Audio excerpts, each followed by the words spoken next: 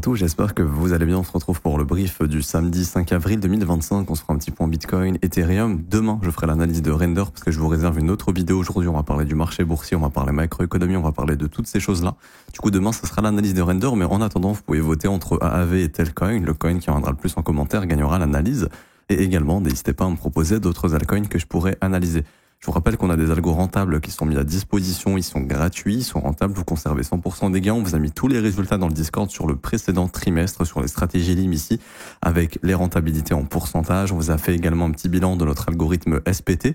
Pour obtenir ces algos, c'est gratuit, c'est le premier lien en commentaire épinglé. Hop, tout le lien utile concernant mon contenu. Ça vous ramène sur cette page, il faut juste s'inscrire sur BitGate via notre lien partenaire parce que c'est sur BitGate qu'on fait tourner les algorithmes. Vous créez votre compte, vous validez votre KYC. Et ensuite, vous avez juste à cliquer sur ce lien, obtenir nos algos trading 100% gratuitement, vous renseignez prénom, email, identifiant BitGate, vous cliquez sur rejoindre, ça vous débloque l'accès aux algos. Et pour les configurer, vous cliquez sur ce lien, configure nos algos de trading. Il y a 4 vidéos à regarder, 1, 2, 3, 4, dans l'ordre. C'est très simple. On vous montre comment activer les algos, comment configurer les montants, configurer le risque, comment choisir vos algorithmes, comment les mettre en pause, comment consulter les trades, comment consulter vos gains, comment réactiver les algorithmes si besoin. Bref, tout est expliqué de A à Z. Vous payez rien et c'est 100% gratuit et vous conservez 100% des gains. Alors, pour revenir sur Bitcoin. Donc, il y a beaucoup de gens qui se posent la question, pourquoi Bitcoin tient alors que le Nasdaq et les indices boursiers sont en train de s'effondrer, etc.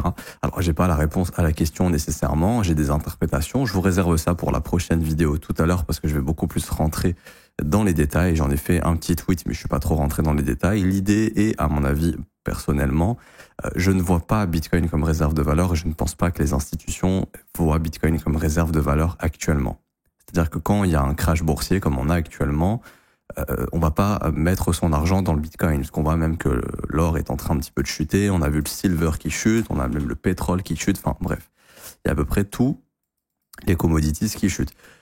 Mon idée, personnellement, est de me dire que ce qui tient Bitcoin, c'est plutôt, je pense, un conflit d'intérêts sur exchange ou un conflit d'intérêts au sein du marché crypto, dans le sens où tu as peut-être de gros poissons ou un gros poisson ici qui a de l'intérêt à ce que Bitcoin, pour le moment, n'aille pas sous les 80 000 éventuellement, et que si ça va sous 80 000, ça pourrait lui déclencher une vague de liquidation assez massive, et que cette personne est en train de défendre à fond. Mais ça, j'y reviendrai dans la prochaine vidéo, parce que je parlerai des ETF, etc. On peut voir qu'il n'y a pas d'inflow pour le moment d'un point de vue ETF, donc si Bitcoin était réserve de valeur, on devrait avoir des grosses barres vertes ici, et voir un prix du Bitcoin qui monte. Il y en a pas. Donc en fait, c'est ce qui prouve qu'il y a un manque d'activité côté vendeur, il y a un manque d'activité côté acheteur. Donc j'ai plutôt l'impression, soit c'est un conflit d'intérêts sur les exchanges, donc t'as un Binance, Bybit par exemple, qui ont trop de clients qui sont short et eux, ça les emmerderait de voir le prix chuter maintenant. Du coup, faudrait d'abord liquider ces clients avant que ça chute, etc. Mais je ne pense pas que Bitcoin soit... J'ai rien contre Bitcoin, hein, mais je l'ai vu en 2018, quand les marchés boursiers sont effondrés, sont effondrés. Quand on a eu une belle baisse en fin 2018, j'ai vu Bitcoin littéralement se faire défoncer, passant de 6 000 à 3 000. Mars 2020, quand il y a eu un crash des marchés, tout a craché, Bitcoin a craché également. En août 2000, rien que là récemment, en août 2024, du coup, quand on a eu le carry trade avec la hausse des taux au Japon, Bitcoin s'est littéralement fait défoncer quand les indices boursiers se sont fait défoncer. Donc j'ai pas l'impression que d'un coup ça a switché dans la tête des gens en se disant ouais, c'est une réserve de valeur. Je pense pas. J'ai vraiment l'impression que c'est un conflit d'intérêts propre au marché crypto, c'est-à-dire que t'as des mecs qui ont vraiment pas intérêt à ce que ça chute, ou alors je miserais plutôt sur ça personnellement. D'un point de vue produits dérivés, il y a trop de gens qui sont exposés short sur ce marché et je pense qu'il y a une sorte d'absorption pour peut-être d'abord liquider ces shorts-là.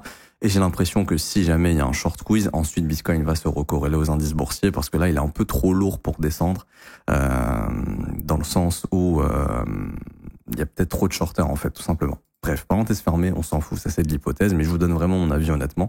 Je vois pas du tout Bitcoin comme réserve de valeur personnellement, j'aimerais bien, mais je pense pas que ce soit le cas dans la tête des institutions. Et dans la prochaine vidéo, je parlerai d'autre chose qui sortira tout à l'heure, quand on fera un point sur le marché boursier, les flux de capitaux, etc., etc.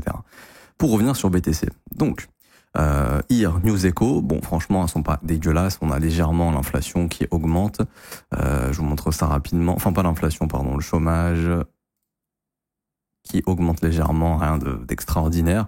C'est pas non plus la fin du monde, hein, comme vous pouvez le voir ici. Taux de chômage 4.2. Par contre, le NFP très bon. Le NFP très bon. Du coup, ça s'équilibre un petit peu. Ce qui a fait vraiment hier chuter le marché, c'est la Chine qui riposte, hein, qui met aussi des frais de douane sur les États-Unis.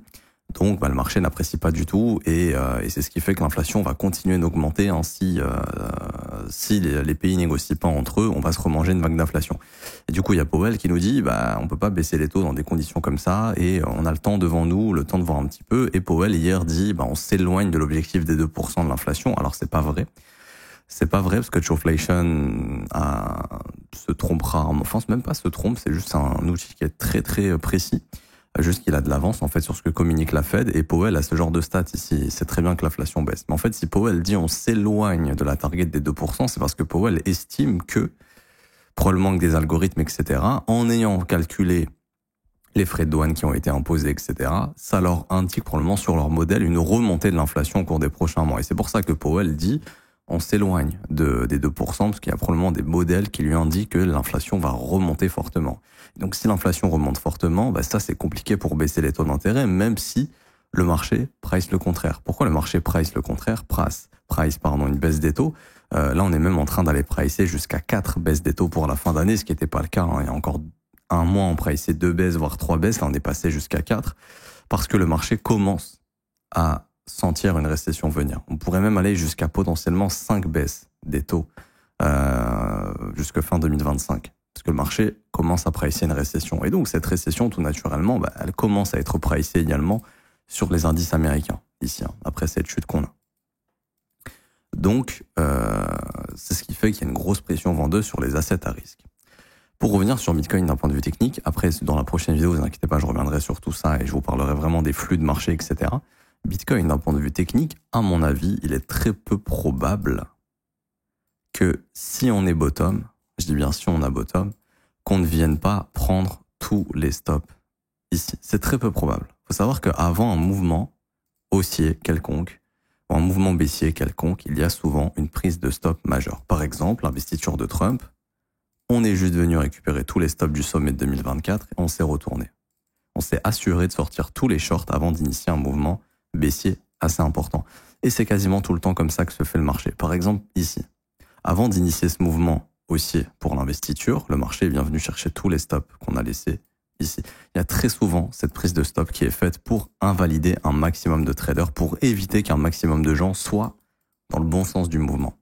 Et donc, là, si on avait vraiment un mouvement haussier qui se préparait, on devrait voir probablement un truc au moins comme ça. Et donc, c'est ce qui m'invite à penser, tant que ce n'est pas fait, que c'est plutôt un conflit d'intérêts où je me dis que Binance, Bybit, ou peut-être tous les exchanges globalement, ça les emmerde si le Bitcoin baisse, parce qu'énormément de leurs clients sont short éventuellement. Parce que là, le move logique, quand tu vois les indices chuter, c'est de shorter, mais je pense qu'il y a énormément d'absorption de gens qui ont short. Enfin, j'ai vu des gens shorter personnellement sur ces dips ici, là, surtout là le 3 avril, donc c'était avant-hier. Jeudi, là, il y a énormément de gens qui ont shorté. C'est le réflexe logique, en fait. Et c'est ce qui fait qu'il y a beaucoup de gens qui se font absorber short sur ces supports ici. Et j'ai l'impression que faudrait les liquider, ces gens-là. Du coup, je ne serais pas étonné de deux choses suivantes. Que le prix, soit lundi, vienne combler le gap CME, parce que oui, il y a un gap CME, j'en ai parlé. Et je pense que le marché est intéressé pour aller combler ce gap. Ici, on peut le voir. Je pense que le marché est intéressé pour aller nous chercher ce gap, qui est toujours ouvert. Sur le CME jusqu'aux 85 520 $, qu'on n'a pas comblé. Il y avait un petit gap ici qu'on a comblé tranquillement, mais lui n'a pas été comblé. Donc là, il y a un volume imbalance suivi d'un gap. Donc ça, c'est une zone qui veut être retravaillée, tout ce gros morceau. Donc l'idée, c'est la chose suivante, c'est de se dire, ok, on vient en combler ici, ok, si on trouve des vendeurs, on risque d'aller purger la zone là que je vous indique, les 81 100 $, quelque chose comme ça. Ça, c'est la première idée. La deuxième idée, et là je retourne sur le perp, c'est de se dire que, et c'est le cas, on est dans un range, ok, on est dans un range et que liquider ces highs ici serait le fameux conflit d'intérêts qui permettrait d'aller liquider les shorts ici et ensuite d'avoir la corrélation aux indices boursiers si les indices continuent de chuter. Et là, en gros, les Binance et compagnie seraient contents que leurs clients soient liquidés en short, que le train soit déchargé de short pour suivre le flux. Parce qu'on le voit sur des indicateurs, par exemple, de pression d'achat, etc., sur du CVD spot, etc., il y a très peu de demandes, il y a très peu d'acheteurs. C'est ça le truc, c'est qu'il y a très peu de gens qui vont acheter sur le spot du Bitcoin. Et même au niveau des ETF, on le voit. C'est-à-dire que si c'était réserve de valeur, surtout sur la journée d'hier, on devrait avoir des inflows massifs. Mais on les a pas, ces inflows. Là. On a des outflows. Ils sont très légers, mais on a des outflows. Donc si c'était réserve de valeur, le Bitcoin devrait avoir une demande en spot très importante, ce qui n'est pas le cas. Donc pour moi, ça confirme plus la théorie de ça emmerde soit une entité très puissante que ça baisse, parce qu'elle est très exposée et qu'elle sort de ses positions, elle essaye de le faire un maximum sans impacter le prix, ou qu'on ait l'intérêt d'exchange où il y a beaucoup trop de vendeurs et qu'il faudrait d'abord faire un mouvement de liquidation avant d'aller chercher justement éventuellement plus bas si besoin. Mais ça, en tout cas, ce qu'on a sous les yeux, ça ressemble pas à un bottom. Alors ça peut être un bottom, mais ça n'y ressemble pas tellement.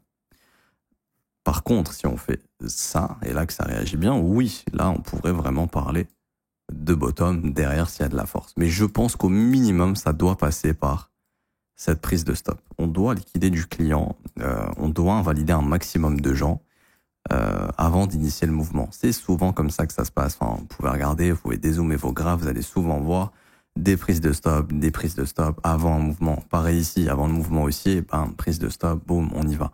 C'est souvent comme ça que ça se passe. Parce que la prise de stop permet d'exécuter du gros volume, donc de gros poissons peuvent se positionner, mais pas que. Ça permet surtout d'invalider un maximum de gens et de s'assurer que le train est déchargé au maximum.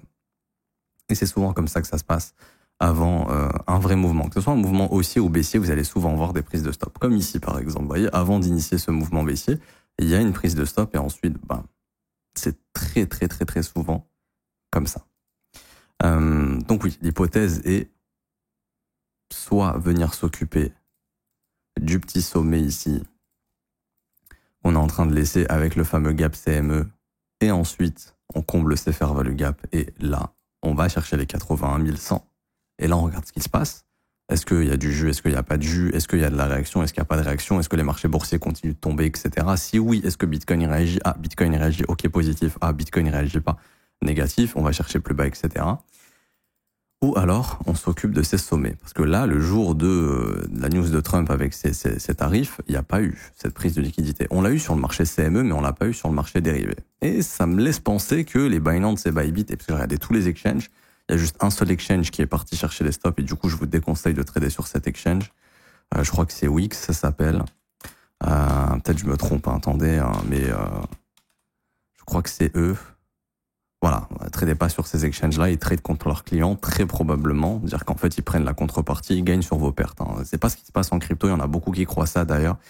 Oui, les exchanges tradent contre nous pour gagner. Non, les exchanges ont des market makers qui ne sont pas propres. En fait, c'est pas eux qui font le market making sur leur exchange. Ils font appel à des market makers externes. Et donc, ils gagnent rien quand vous perdez de l'argent, tout comme ils perdent rien quand vous gagnez de l'argent. Il faut bien comprendre ça. Par contre, sur un exchange comme Wix, ici, là, il y a beaucoup de probabilités que eux trade contre leurs clients et que quand les clients perdent de l'argent, eux, ils gagnent. C'est pour ça que je vous déconseille d'aller sur ce genre d'exchange. Du coup, je connais même pas d'ailleurs, mais n'allez pas trader sur ce genre d'exchange pourri comme ça. Mais du coup, si vous regardez tous les exchanges, Binance, Bybit, OKX, MXC, Bitget, BingX, Bluefin, Femex, bref, je vais pas tous les faire, il n'y a pas eu cette prise de stop. Et donc, ça m'invite à penser que peut-être ça les emmerde un peu qu'on l'ait pas eu, ok? Qu'on l'ait pas eu ici, et que tu as peut-être du gros poisson qui aimerait bien se positionner ici à la vente, justement, pour bénéficier d'un éventuel mouvement baissier. Je sais pas, c'est mon ressenti, c'est mon avis, je pense que je suis dans le faux, hein, parce que les hypothèses servent pas à grand-chose, mais je me dis que dans une sorte de range comme celle-ci, hein, dans laquelle on est actuellement, où là, vous avez une prise de stop complètement évidente et vous avez une prise de stop complètement évidente, pour moi, le premier niveau qui se fait chasser en dira beaucoup sur la direction. Et je m'arrêterai ici sur Bitcoin aujourd'hui, je vais parler d'ETH après. Mais j'ai l'impression que, voilà, si on veut un mouvement haussier, il serait mieux de voir ça. Donc de venir liquider ici ces lots avant d'initier le mouvement. Si on se prépare à un mouvement baissier, je vous le dis, hein, franchement, pour moi, si on commence à monter comme ça, il y a juste se jeter dans cette zone, le narratif, ça va être quoi? Ça va être, oh là là, Bitcoin réserve de valeur, c'est génial, faut acheter du Bitcoin parce que quand les marchés indices vont remonter, Bitcoin va exploser, machin. Et donc tout le monde va switcher long ici. On va liquider cette grosse zone de stop. Et ici, théoriquement, il y a de grandes chances que le marché se retourne et tous ceux, du coup, qui seraient venus long là, leur stop, ils vont tous être là. Et le marché aura pour intérêt à passer des 90 000, par exemple, à 80 000 $. Et c'est pour ça que ce scénario, à mon avis, est plausible. C'est pour ça que si vous voulez quelque chose d'haussier, il serait mieux de faire ça plutôt que de se jeter dans la gueule du loup ici, parce que là, il y a de grandes chances que le prix se fasse rejeter, mais vraiment à très très haute probabilité que le prix vienne se faire rejeter ici, parce que c'est une zone de vente énorme pour de gros poissons qui veulent exit ou carrément shorter Bitcoin. Je vous parlerai de margin call dans la deuxième vidéo qui sortira tout à l'heure. Juste en attendant, je viens sur ETH parce qu'on va refaire un point sur le marché immobilier. Je vous disais, c'est un très bon indicateur. Attention, ça indique plutôt une poursuite baissière, etc. Et c'est ce qui s'est passé sur les indices boursiers, en dehors des tarifs, mais le marché immobilier qui est un très bon indicateur. Et du coup, ETH, on en parlait hier, depuis la prise du plus bas trimestriel, la moindre des choses serait de venir prendre ce sommet daily. Donc, je pense que ETH va continuer de push un petit peu, au moins jusqu'aux 1845$. Histoire de prendre le sommet daily. Hier, je vous avais montré le previous daily range. Et donc, pour moi, l'idée, ça va être de prendre les stops ici, de revenir bosser ces zones de fair value gap. Ces zones de fair value gap sont des zones dans lesquelles Ethereum peut se faire rejeter à haute probabilité, éventuellement. Donc, entre 1845, 1890, c'est une zone qu'il va falloir observer, parce que c'est une zone à haute probabilité de rejet. Si ça ne rejette pas dans ces zones, ça peut continuer de bosser sans problème, se faire value gap daily par exemple, dépendamment de jusqu'où Bitcoin va. Est-ce que Bitcoin lundi va juste aller chercher son gap CME et se retourner, ou est-ce que Bitcoin va essayer d'aller déloger au-dessus des 88 000, 89 000$? C'est ça la question. Si c'est juste le gap CME, on pourrait plutôt s'attendre à quelque chose comme ça. Si c'est 88, 89, on pourrait s'attendre à quelque chose comme ça, et plutôt ici, là, la prise de stop à nouveau, 1957 dans ce fair value gap daily. Mais cette zone, c'est une zone à haute probabilité de continuation baissière pour ETH. Parce que de mon point de vue, je ne pense pas qu'on est bottom sur Ethereum. Je ne pense pas que 1700... Alors c'est une très belle prise de liquidité, mais le problème c'est que cette zone ne correspond pas à une zone de bottom à mon humble avis. Je pense que le prix personnellement a plus de chances d'aller s'occuper de cette zone sous les 1735, entre 1735 et 1630, que de bottom ici. Maintenant peut-être qu'on a bottom. Je le redis... Mon but n'est pas de trouver le bottom ultime. Non. Moi, c'est de me dire que 1819$ pour du spot, Ethereum, c'est pas mauvais, c'est un bon prix sur du très long terme. Maintenant, si récession, si poursuite des crashs, du crash boursier, etc., Ethereum peut très bien revenir plus bas, ça c'est pas un problème. Mais en tout cas, on va dire sur du long terme, si tu dézoomes le graphique et que vraiment on retire tout, Ethereum à ces niveaux-là, c'est vraiment pas dégueulasse. Maintenant, ça veut pas dire que ça peut pas aller à 1500 ou 1000$, j'en sais rien, ou même à 10 000$, j'en sais rien. Mais à mon avis, plus ça baisse, plus les prix sont intéressants. Maintenant, il faut comprendre que le flux reste baissier et qu'on est dans des événements macroéconomiques qui font que ça pourrait continuer de baisser. Et j'avais oublié d'en parler, je voulais en parler dans cette vidéo, mais qu'est-ce qui fait que c'est très peu probable que on soit sur un move de réserve de valeur sur les cryptos? Mais parce que les altcoins, pareil, ça baisse pas. Vous allez pas me dire que les institutions vont, parce que j'ai fait un tweet qui m'a fait rire d'ailleurs, quand on voit les reverse repo augmenter ici, donc on sait que les banques et les institutions sortent du marché boursier et vont confier leur argent à la Fed pour des intérêts. Tu peux pas te dire que donc ça c'est le spike de fin de trimestre, mais on voit bien que la courbe ici est progressive. Tu peux pas te dire ouais, les mecs vendent des actions et des indices pour acheter du fartcoin. Enfin, c'est complètement fou de penser ça. Les institutions voient pas les altcoins comme de la réserve de valeur. C'est le premier truc qu'ils vendent en temps réel. Donc c'est pour ça que j'ai l'impression que il y a ce genre de conflit d'intérêts sur le marché crypto où ça emmerde ceux qui ont une main sur ce marché, qu'on ait une baisse maintenant et qu'il faudrait aller chercher de la liquidation éventuellement avant tout mouvement baissier ou tout mouvement de corrélation. Parce que tu peux pas me dire que fartcoin ou peu importe quel coin, c'est de la réserve de valeur. Faut pas se foutre de moi. Alors Bitcoin, je peux le concevoir, même si j'ai pas l'impression que ce soit vraiment le cas, de mon expérience sur le marché crypto et de ce que j'ai vu des tas de fois en termes de corrélation avec les indices, sachant que pas plus tard qu'il y a 2 semaines, et je m'arrêterai ici aujourd'hui, pas plus tard qu'il y a 2 semaines quand le marché boursier a commencé à chuter, vous voyez ces gros outflows ici, si Bitcoin était réserve de valeur directe à ce moment-là, on n'aurait pas chuté, on aurait eu des inflows, mais non, on a bel et bien été corrélé ici au marché boursier directement, alors que l'or était en train d'exploser ici. S'il faut regarder février-mars, le gold ici s'est envolé. Donc si on était dans cette phase de oui, ces réserves de valeur, on aurait dû suivre l'or. Pour moi, c'est ce qui me met encore plus la puce à l'oreille sur ok, il y a quelqu'un que ça emmerde ce qui se passe sur les cryptos, qui aimerait pas que ça chute maintenant et qui fait tout pour pas que ce soit le cas et qui est assez puissant pour, après, c'est la théorie, j'en sais strictement rien, mais je sais pas, c'est mon ressenti, c'est l'impression que ça me donne quand je vois cette force soudaine du BTC, parce que sur les dérivés, quasiment énormément de gens sont déjà fait nettoyer et j'ai vu beaucoup de gens shorter Bitcoin. À chaque dip, ça short le BTC quasiment. Donc voilà, il y a ce truc de putain, ouais, si ça baisse maintenant, on fait gagner plein de nos clients, c'est un peu relou. Et derrière, nous, on n'a pas assez de volume pour acheter nos positions, par exemple. Parce que vous doutez bien que si vous êtes short, mais que tous les retails sont short, comment vous faites pour acheter vos positions derrière? Les retails veulent racheter aussi plus bas. Par contre, si tu liquides les retails et que toi, t'es toujours short, mais que toi, t'as de la marge pour monter ton prix de liquidation et que tu t'amuses à liquider les retails, c'est-à-dire que le Bitcoin, tu le fais monter un petit peu, tu liquides du retail, tu bloques des acheteurs. Ah, ok, c'est bon, ils sont fait liquider, c'est bon. Moi, je peux aller TP mes shorts plus bas et vous êtes fait liquider. Et moi, j'ai plus l'impression que c'est un truc comme ça. Bref. Je m'arrête ici pour aujourd'hui. J'espère que ça vous aura plu. Si c'est le cas, n'hésitez pas à laisser un petit pouce bleu, vous abonner si ce n'est pas déjà fait. Je vous rappelle, je vous offre un mentorship gratuit. C'est une formation de 22 cours vidéo qui vous forme de A à Z avec des concepts de trading très puissants. C'est le premier lien en commentaire épinglé. Vous avez cette formation qui vous attend. Il y a 22 cours, c'est gratuit. Ça vous montre des concepts de trading super puissants. Il n'y a absolument rien à payer. Pour l'obtenir, c'est très simple. C'est le premier lien en commentaire épinglé. Tous les liens utiles concernant mon contenu. Vous avez juste à vous inscrire sur BitGet via notre lien partenaire. Ce n'est pas déjà fait. Vous créez votre compte, validez votre KYC. Vous faites un trade d'une valeur de 100 USDT au minimum sur la plateforme et vous êtes éligible pour recevoir le mentorship. Vous cliquez sur ce lien, la meilleure formation de trading crypto. Vous cliquez sur obtenir gratuitement, vous renseignez email identifiant BitGet, vous cliquez sur recevoir gratuitement, vous recevez instantanément une première formation sur ton bull market comme un pro que j'avais sorti en 2023 et ensuite vous recevrez quelques heures plus tard le mentorship jusqu'à 24 heures plus tard. Et pour ceux qui veulent rejoindre mon école et se former à mes côtés, apprendre le trading à mes côtés, avoir des analyses de marché à mes côtés, mon opinion, ce que je fais sur les marchés, également avoir accès à la formation de l'école qui est la formation la plus complète, 19 heures de cours vidéo, 8 modules qui vous forment de A à Z et avoir un accès exclusif au Discord dans la partie école pour poser toutes vos questions au professeur et à moi-même. Ça se passe dans l'école, c'est un accompagnement quotidien, c'est pour ça que c'est payant, c'est le seul abonnement payant que je propose. 49 € par mois, TTC, sans engagement. Vous avez aussi les offres 3, 6 et 12 mois qui sont moins chères. On a actuellement 36% de réduction sur l'offre de 12 mois. Dans tous les cas, vous serez les bienvenus, c'est sans engagement. Vous avez aussi les témoignages des membres si vous voulez vous faire une petite idée avant de nous rejoindre. Je le répète, vous êtes les bienvenus. Je m'arrête ici, on se retrouve tout à l'heure pour l'analyse un peu plus en profondeur du marché boursier. À tout à l'heure. Ciao, ciao.